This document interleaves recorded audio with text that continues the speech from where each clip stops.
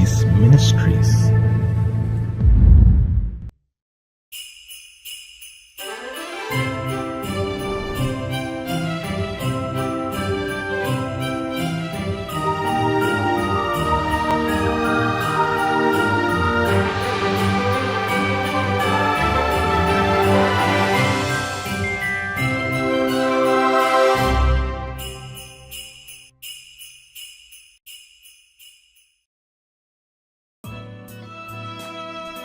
நம்முடைய தாழ்வில் நம்மை நினைத்தவரை துதியுங்கள், அவர் கிருபை என்றும் உள்ளது. சங்கீதம் 136:23.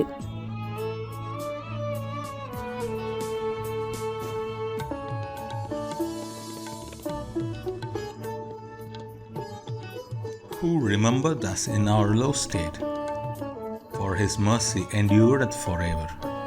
Psalms 136:23. கர்த்தருடைய பரிசுத்த நாமம் மகிமைப்படுவதாக. மகிழ்ச்சிகரமான கடைசி மாதத்தில் காட் கோ சீஸ் மினிஸ்ட்ரி சார்பாக உங்களை சந்திப்பதில் பெரும் மகிழ்ச்சி அடைகிறேன். இந்த ஆண்டு முழுவதும் தேவனாகிய கர்த்தர் நம்மையும் நம் குடும்பத்தையும் கிருபையால் தாங்கி நடத்தியிருக்கிறார். நம்முடைய போக்கிலும் வரத்திலும் நம்முடைய பிரயாணங்களிலும் கர்த்தர் நமக்கு துணையாயிருந்தது மாத்திரமல்ல, நம்முடைய பலவீனங்களிலே தம்முடைய வார்த்தையை அனுப்பி பலப்படுத்தியிருக்கிறார். நாம் அநேக நேரங்களிலே சோர்ந்து போய் இருந்த போதும் கர்த்தர் தம்முடைய வார்த்தையினாலே நம்மை தேற்றினார், நம்மை பலப்படுத்தினார். தேவனாகிய கர்த்தர் நம்மோடு கூட இருக்கிறார் என்பதை இதன் மூலம் அநேக நேரங்களிலே நம்மை உணர வைத்திருக்கிறார். விசேஷமாக இந்த கடைசி மாதத்திலே தேவனாகிய கர்த்தர் நிறைவான ஆசீர்வாதங்களால் நிரப்பி நம்மை ஆசீர்வதிப்பார் என்று நம்புகிறேன். கர்த்தருடைய வார்த்தையை கேளுங்கள், நம்புங்கள். கர்த்தருடைய வார்த்தை உங்கள் நடுவிலே பெரிய காரியங்களை செய்யும். தேவனிடத்திலிருந்து ஆசீர்வாதங்களை காத்திருந்து பெற்றுக்கொள்வோம். தேவனாகிய கர்த்தர் நிச்சயம் உங்களையும் உங்கள் குடும்பங்களையும் ஆசீர்வதிப்பாராக. ஆமேன்.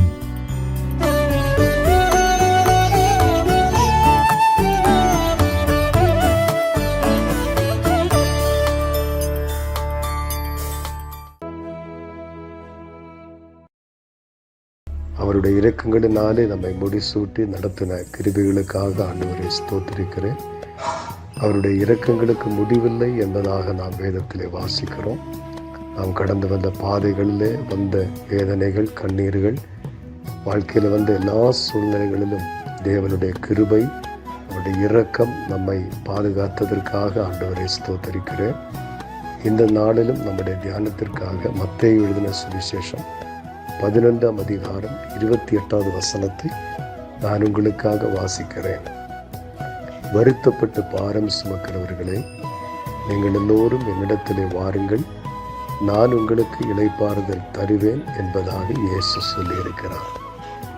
இந்த வேத வசனத்தின் மூலமாக ஆண்டவர் நம்மோடு இந்த நாளிலே பேசும்படியாய் ஜெபத்தோடு எதிர்பார்ப்போடு தேவனுடைய வார்த்தை கேட்கும்படி உங்களை கேட்டுக்கொள்கிறேன். ஆண்டவர் இயேசு கிறிஸ்து தம்மிடத்தில் வந்த ஜனங்களை பார்த்து சொன்ன ஒரு அருமையான வார்த்தை தான் நாம் இந்த இடத்துல வாசித்து கேட்டோம். இயேசு கிறிஸ்துவின் ஊழிய நாட்களிலே அவருடைய அருகாமையில் வந்ததான மக்கள் பலவிதமான வருத்தங்கள், கவலைகள், பிரச்சனைகள், தேவைகள், வியாதிகள், பிசாசின் கட்டுகள், இப்படி பலவிதமான சூழ்நிலைகளில் இருந்த மக்கள் இயேசு கிறிஸ்துவின் வசனத்தை கேட்கும்படியாய் அவரிடத்திலே வந்ததாக நாம் வேதத்திலே வாசிக்கிறோம். அவரிடத்தில் வந்த மக்களை பார்த்து ஆண்டவர் சொன்ன ஒரு வார்த்தையை தான் அந்த இடத்துல நாம் வாசித்தோம். முதலாவது இயேசு சொன்னார், வருத்தப்படுகிறவர்களே என்பதாக. வருத்தப்படுகிறவர்கள் என்று சொன்னால் வாழ்க்கையிலே துக்கங்களை, கவலைகளை, துயரங்களை அனுபவிக்கிறவர்கள் என்று அர்த்தம். ஏசாயா 53ஆம் அதிகாரம் 4ஆம் வசனத்தில் இயேசு வேதம் இப்படி சொல்லுகிறது, இயேசு கிறிஸ்து நம்முடைய துக்கங்களை சிலுவையிலே சுமந்தார் என்று வேதத்தில் வாசிக்கிறோம். நம்முடைய வாழ்க்கையில நாம் அனுதினம் சந்தித்து கொண்டிருக்கிற, நம்முடைய வாழ்க்கையில வருகிற ஒவ்வொரு துக்கங்களையும் இயேசு சிலுவையிலே நமக்காக சுமந்தார். ஆகவே நம்முடைய வாழ்க்கையில் எப்படிப்பட்ட துக்கங்கள் வந்தாலும் அதற்கு பரிகாரத்தை, விடுதலையை இயேசு சிலுவையிலே நமக்காக உண்டு பண்ணி இருக்கிறார். நம்முடைய துக்கங்களை அவர் சுமந்தார் என்று வேதம் சொல்லுகிறது. எரேமியா 33:13 நம்முடைய சஞ்சலங்களை போக்கி நம்மை சந்தோஷப்படுத்துவதாக வேதத்திலே வாசிக்கிறோம்.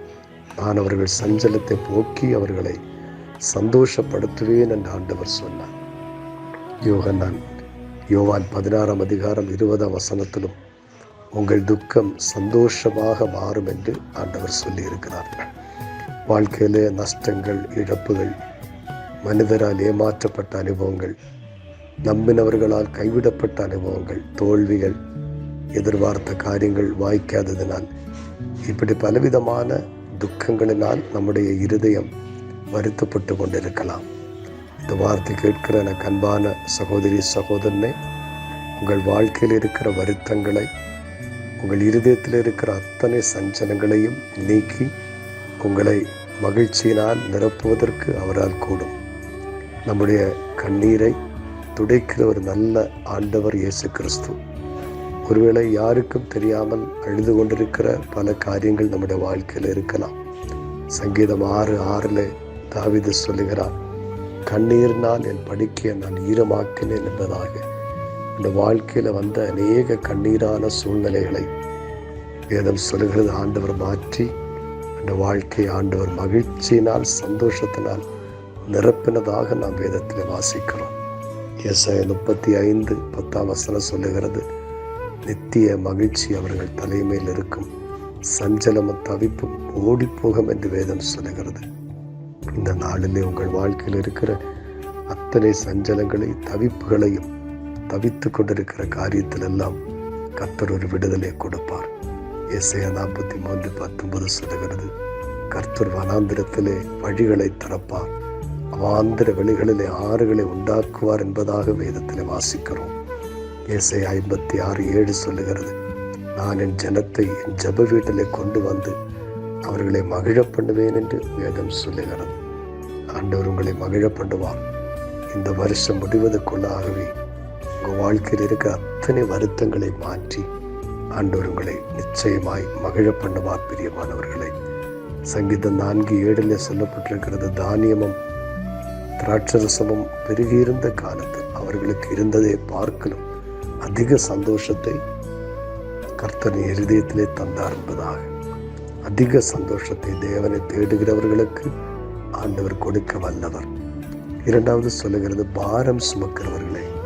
பாரம் சுமக்கிறவர் என்றால் சுமை சுமக்கிறவர்கள், பொறுப்புகள், கடமைகள், வேலைகள், பலவிதமான அலுவல்களை தனியாக செய்ய முடியாமல் தவித்து கொண்டிருக்கிற அநேகர் உண்டு. ஐயோ, தனியாக எல்லாவற்றையும் என்னால் செய்ய முடியவில்லை, எனக்கு உதவி செய்ய யாரும் இல்லை, என்னோடு கூட இருக்க யாரும் இல்லை, எனக்கு ஒத்தாசையாக, எனக்கு துணையாக யாரும் இல்லை என்று நினைக்கிறவர்கள் உண்டு. ஏசாயா 41:13 சொல்லுகிறது, பயப்படாதே, நான் உனக்கு துணை நிற்கிறேன். பலவிதமான பாரங்களை சுமக்கிறவர்கள், குடும்ப பாரங்கள், வேலையில் உள்ள பாரங்கள், பொறுப்பில் இருக்கிற பாரங்கள், கடன் பாரங்கள், இப்படிப்பட்ட பலவிதமான பாரங்களை உங்களால் சுமக்க முடியாமல் திணறிக் கொண்டிருக்கிறீர்களோ, ஆண்டவர் சொல்லுகிறார், நான் உனக்கு துணை நிற்கிறேன், நான் உனக்கு உதவி செய்ய என்னால் முடியும். 55 சங்கீதம் 22 சொல்லுகிறது, கர்த்தர் மேல் உன் பாரத்தை வைத்துவிடு, அவர் உன்னை ஆதரிப்பார் என்பதாக. இன்னைக்கு உங்கள் வாழ்க்கையில் எப்படிப்பட்ட பாரங்கள் இருந்தாலும் உங்களுக்கு உதவி செய்ய ஏசப்பா கூடியிருக்கிறார். 2 நாளாகமம் 14:11 வாசிக்கிறோம், பலன் உள்ளவனுக்கும் பலன் இல்லாதவனுக்கும் உதவி செய்வது ஆண்டவருக்கு லேசான காரியம். உங்களுடைய வாழ்க்கையில் எவ்வளோ பெரிய பாரமாக இருந்தாலும் உங்களுக்கு உதவி செய்ய ஆண்டவரால் முடியும். அடுத்ததாக ஆண்டவர் சொன்னார், என்னிடத்தில் வாருங்கள், வருத்தப்படுகிறவர்கள், பாரம் சுமக்கிறவர்கள், என்னிடத்தில் வாருங்கள். தேவனுடைய பிள்ளைகளை, உங்கள் வாழ்க்கையில் இருக்கிற வருத்தங்களை, பாரங்களை மாற்றுவதற்கு ஏற்ற ஒரு நல்ல இடம்தான் இயேசுவின் பாதம். நீங்கள் இயேசுவினிடத்தில் வரும்போது, என்னிடத்தில் வருகிறவனை புறம்பே தள்ளுவதில்லை என்று வேதத்திலே வாசிக்கிறோம். உங்களுடைய விடுதலைக்காக, உங்கள் பரிகாரத்துக்காக மனிதனை தேடியோ மந்திரவாதிகளை தேடியோ, இன்னும் உலகத்தில் நமக்கு எப்படி யார் என்ன உதவி செய்யலாம் என்று சொன்னாலும் அவர்கள் வார்த்தைகளை நம்பியோ நாம் போனால் நம்முடைய வாழ்க்கையில் விடுதலை கிடைக்காது. தேவனிடத்தில் வர வேண்டும். நமக்கு ஒரு வருத்தம் வரும்போது, ஒரு பாரம், ஒரு பிரச்சனை வரும்போது நாம் முதலாவது செய்ய வேண்டியது அவருடைய பாதத்தில் போய் முழங்கால் படியிட வேண்டும். அவரை தேட வேண்டும். இயேசுவனிடத்தில் வர வேண்டும். மனிதன் மீதோ, பொருள் மீதோ, பணத்தின் மீதோ, பலத்தின் மீதோ நம்முடைய நம்பிக்கை போகக்கூடாது. நம்முடைய நம்பிக்கை இயேசுவின் மீது மட்டும்தான் இருக்க வேண்டும். அவரிடத்தில் வர வேண்டும். அவர் நமக்கு உதவி செய்வார். கடைசியாக ஆண்டவர் சொன்னார், நான் உங்களுக்கு இளைப்பாறுதல் தருவேன் என்பதாக. ஆறுதல் தருகிற ஆண்டவர். துயரங்களை மாற்றி, பாரங்களை மாற்றி நம்முடைய வாழ்க்கையில ஆறுதலை கொடுக்கிறவர். ஏசாயா 66:13 வாசிக்கிறோம், ஒரு தாய் தன் பிள்ளையை தேற்றுவது போல ஆண்டவர் நம்மை தேற்றுவார். ஏசாயா 49:15 சொல்லுகிறது, ஒரு ஸ்திரீயானவள் தான் பாலகனை மறந்தாலும் நான் உன்னை மறப்பதில்லை என்று ஆண்டவர் சொல்லுகிறார். மன நிம்மதியை தருகிறவர். இன்றைக்கு வாழ்க்கையில் நிம்மதி இல்லாமல், சமாதானம் இல்லாமல், துயரங்களினால், கவலைகளினால் பாரப்பட்டிருக்கிற எனக்கு அன்பான சகோதரி சகோதரனே, இயேசப்பா உங்களுக்கு ஆறுதலை கொடுப்பார். எல்லா சூழ்நிலைகளையும் ஆண்டவர் மாற்றுவார். உங்கள் வாழ்க்கையில் ஆண்டவர் பெரிய காரியங்களை செய்வார். இந்த வசனத்தை கேட்கிற ஒவ்வொருடைய வாழ்க்கையிலும் ஆண்டவர் ஆறுதலையும் சமாதானத்தையும் தந்தருள்வாராக. ஆமென். ஆமென்.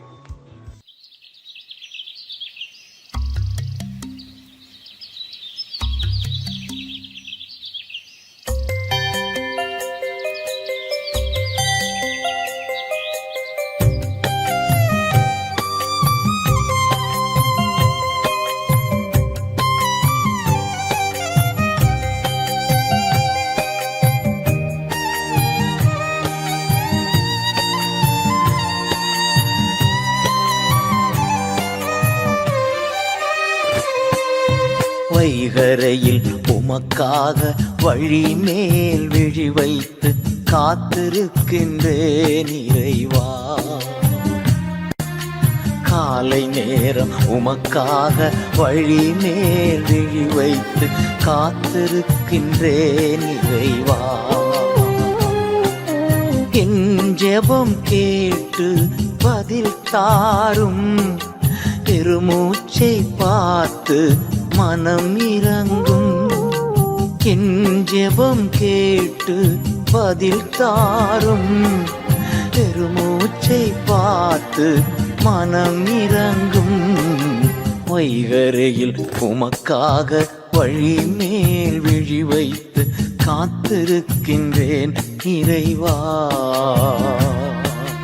காலை நேரம் உமக்காக வழி மேல் விழி வைத்து காத்திருக்கின்றேன் இறைவா.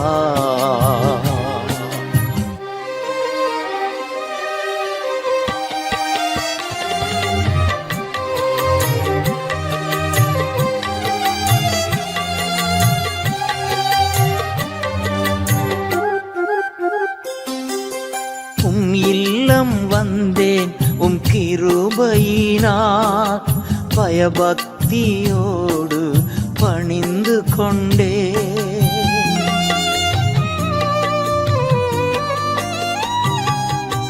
நிறைவான மகிழ்ச்சி உம் சமூகத்தில், குறையில்லாத பேரின்பம் உம் பாதத்தில்.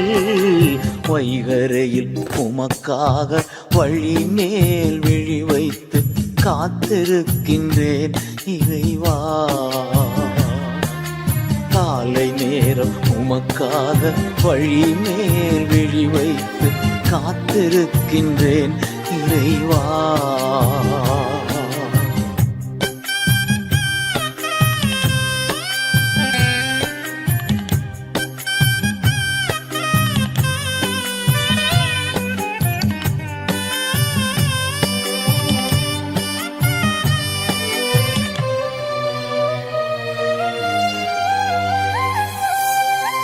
ஆட்சி செய்யும் ஆளுநர் நீர்தானையா, உம்மை அன்றி வேறு ஒரு செல்வம் இல்லையே.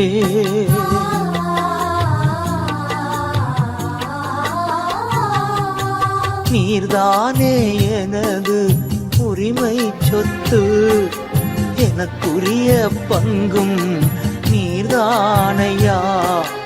வைகரையில் உமக்காக வழி மேல் விழி வைத்து காத்திருக்கின்றேன் இறைவா. காலை நேரம் உமக்காக வழி மேல் விழி வைத்து காத்திருக்கின்றேன் இறைவா.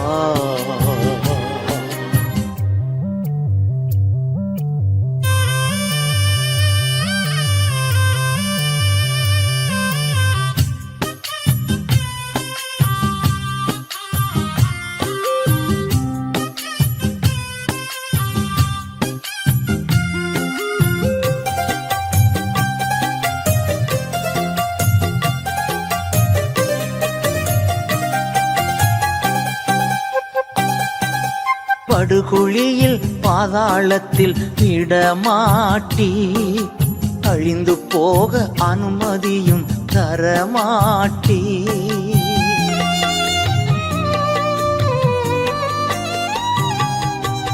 என் இதயம் பூரித்து துள்ளுகின்றது, என் உடலும் பாதுகாப்பில் இளைப்பாறுது.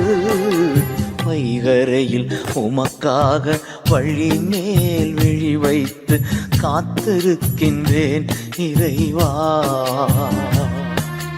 காலை நேரம் உமக்காக வழி மேல் விழி வைத்து காத்திருக்கின்றேன் இறைவா.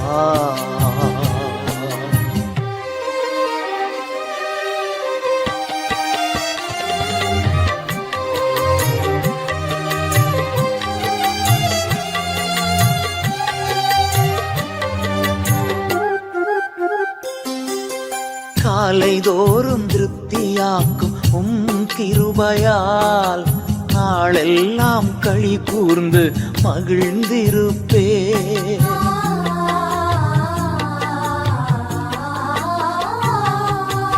எப்போதும் என் முன்னே நீர்தானையா, ஒருபோதும் அசைவுற விடமாட்டே. வைகரையில் உமக்காக வழி மேல் விழி வைத்து காத்திருக்கின்றேன் இறைவா. காலை நேரம் உமக்காக வழி மேல் விழி வைத்து காத்திருக்கின்றேன்.